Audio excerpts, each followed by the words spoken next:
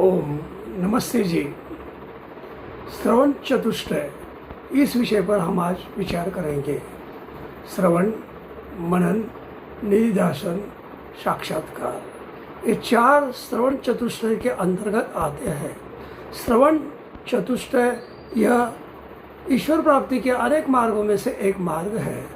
सर्वप्रथम हमें ईश्वर के बारे में जो वेदों के जानने वाले ज्ञानी हैं उनके मुखारविंद से हमें सुनना चाहिए, यानी कि श्रवण करना चाहिए, क्योंकि इसे श्रवण को अगम काल कहा गया है। यानी कि जो ईश्वर के बारे में वेदानुकूल जानते हैं उनका हमें श्रवण करना है, अन्यों का नहीं।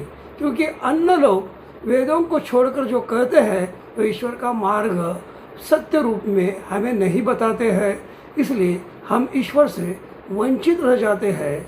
इसीलिए इसे वेदों को जानने वाले से ईश्वर के बारे में हमें जान लेना चाहिए और उसका तत्व जान लेना चाहिए। श्रवण के पश्चात आता है मनन।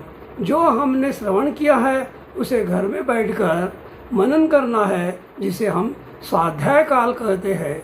स्वाध्याय परम तप है, स्वाध्याय परम श्रम है, स्वाध्याय परम रस है, स्वाध्याय परम निधि है, स्वाध्याय परम योग है, स्वाध्याय परम धर्म है। स्वाध्याय के पश्चात योग, योग के पश्चात स्वाध्याय करने से परमपिता परमात्मा हमारे आत्मा में प्रकाशित होते हैं। इसलिए मनुष्य को स्वाध्याय में प्रमाद नहीं करना चाहिए। और स्वाध्याय के पश्चात आता है निधिध्यासन, यानी कि विशेष रूप से ध्यान देना। अगर हमें समझ में नहीं आ रहा है तो वेदों के जानने वाले ज्ञानी विद्वान व्यक्ति के संगति में जाकर उनसे प्रीतिपूर्वक तत्व पर प्रश्न पूछना चाहिए। वह तत्वदर्शी महापुरुष हमें तत्व का ज्ञान प्रदान कराते हैं। इसलिए विशेष रूप से उस ईश्वर को जानना चाहिए, ताकि हमारे जो जो भी संशय है, भ्रमात्मक ज्ञान है और अविद्या है, उसे नष्ट करने के लिए उनके संगति में हमें इस ज्ञान को जान लेना चाहिए और अर्थ साहित्यों का स्वाध्याय करना चाहिए। वेद 4 वेद है, 6 दर्शन शास्त्र है और महर्षि दयानंद सरस्वती के 20-22 किताब है, जिसमें महत्वपूर्ण सत्यार्थ प्रकाश है। इनका स्वाध्याय होना अनिवार्य है। आगे आता है साक्षात्कार। साक्षात्कार को हेव्वार काल कहा गया है और निधिध्यासन को प्रवचन काल कहा गया है। प्रवचन करने का सामर्थ्य हम विशेष रूप से ध्यान देते हैं तो ही हम प्रवचन कर सकते हैं।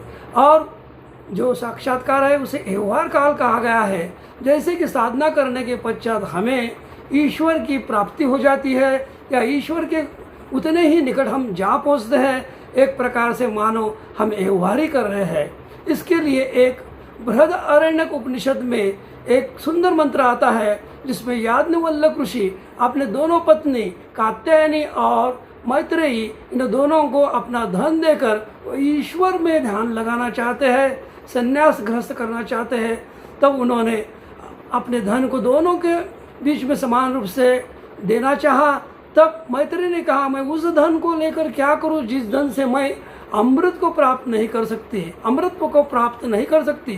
तब याज्ञवल्क्य ऋषि ने कहा, धन से तो जैसे धनाढ़ व्यक्ति सुख सुविधा से संपन्न रहता है, वैसा ही आपका जीवन हो जाएगा। हे मैत्रेयी, आत्मा वा अरे द्रष्टव्य श्रोतव्य मंतव्य निधिध्यासितव्यो मैत्रेया आत्मनो वा दर्शनेन श्रवणेन मत्या विज्ञानेन इदम सर्वम विदितम। हे मैत्रेयी, उस आत्मा का दर्शन करना चाहिए, श्रवण करना चाहिए, मनन करना चाहिए, विशेष रूप से ध्यान देना चाहिए। क्योंकि आत्मा के दर्शन से, श्रवण से, मनन से, विशेष रूप से ध्यान देने से, विज्ञान से सब कुछ जाना जा सकता है। ओम शम।